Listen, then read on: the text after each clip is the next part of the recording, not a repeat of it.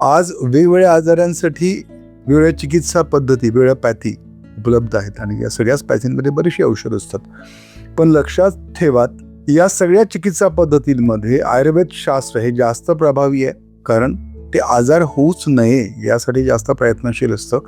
आणि अशा आयुर्वेद शास्त्रातील अभ्यंग अर्थात विशिष्ट व्याधी विशिष्ट तेलाने किंवा प्रकृती विशिष्ट तेलाने अंगाला मसाज करून घेणं, याला अभ्यंग असं म्हणतात.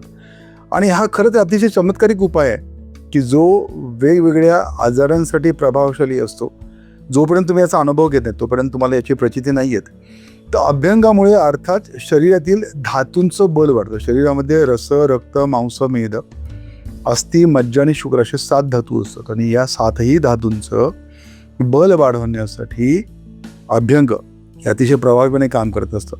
जसजसं तुम्ही तेलाचा मसाज त्वचेवर घेता तसं त्वचेपासून ते हाडांपर्यंत हे तेल झिरपत जातं आणि आपल्या शरीरातील धातूंचं बल वाढतं. परिणामी वार्धक्यजनित जी लक्षणं असतात ती तुमच्या शरीरावर नाही दिसत.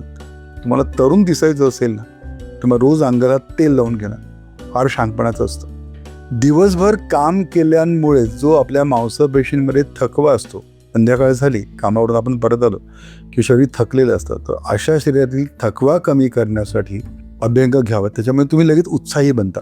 अभ्यंगामुळे शरीरातील वातदोष कमी होतो. परिणामी जे काय वयानुसार डिजनरेटिव्ह डिसीजेस, शरीरातले धातू क्षय होऊन वेगवेगळे व्याधी होत असतात आणि हे व्याधींपासून जर तुम्ही स्वतःला सुरक्षित ठेवायचं असलं तर तुम्ही अभ्यंग घ्यायला पाहिजे, अंगाला तेल लावायला पाहिजे.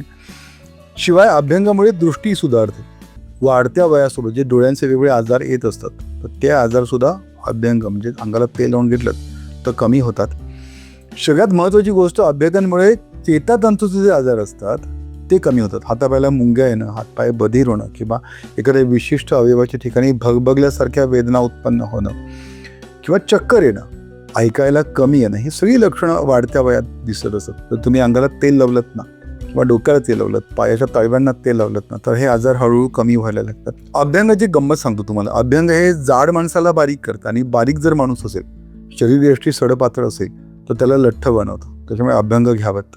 अभ्यंगामुळे अंगामध्ये हलकेपणा होतो.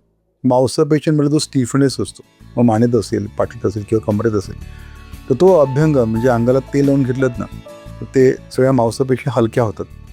सगळ्याच मेंदूच्या आजारात खरं तर अभ्यंग गरजेचं असतं. झोप शांत लागते, सगळ्यात महत्त्वाची गोष्ट आहे. ज्यांना जर झोप लागत नसेल ना तर तुम्ही रोज आंघोळीच्या अगोदर मसाज केला तर तुम्हाला झोप शांत लागायला मदत होते.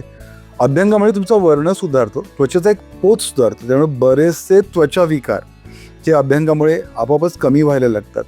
अभ्यंग घ्यायचं, मसाज करून घ्यायचा, त्याच्यानंतर स्टीम घ्यायची. त्याच्यामुळे शरीरातील जी विष असतात ती शरीरातील विष ही स्वेदावाटे म्हणजे घामावाटे आपल्या त्वचेमध्ये असलेल्या रोमरंध्रांद्वारे बाहेर पडण्यास मदत होते. म्हणूनच तर सर्वच पंचकर्मांपूर्वी अंगाला तेल लावलं जातं की जेणेकरून पंचकर्मामध्ये जी काही शरीरशुद्धी अपेक्षित होती ती व्यवस्थित व्हायला मदत होते.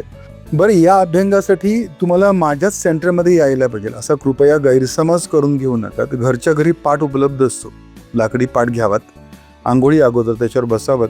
जे उपलब्ध तेल असेल, मग तिळाचं असेल, खोबऱ्याचं असेल किंवा तुम्हाला जे मोहरीचं तेल असेल, जे उपलब्ध असेल ते तेल कोमट करत, साधारण कोमट करत त्याचा मस्तपैकी सगळ्या अंगाला व्यवस्थित मसाज घ्या. आंघोळ करत गरम पाण्याने अभ्यंगानंतर. फक्त हा जो अभ्यंग असतो ना तो ॲटलिस्ट चांगले परिणाम दाखवण्यासाठी 40 ते 50 मिनटं घ्यावा.